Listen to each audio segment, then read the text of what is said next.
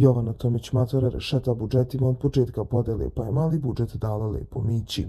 Ti si jedan od najskromnijih učesnika, drago mi je što ceniš sve i ove godine ću ti doći na rođendan, rekla je matora, pa je dala mali budžet Sofiji. Veliki budžet dajem sebi, a naredni budžet ide Gastozu. Ja tebi verujem, znam kako je bilo, znam kakav si ti i hvala ti na tome, rekla je matora.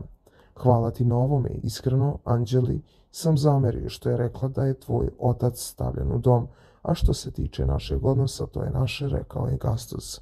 Ja sam tebi rekla sve što sam imala, mislim da ti možeš meni sve da kažeš, ti i ja se znamo i imaš pravo da mi kažeš sve u lice, rekla je matora.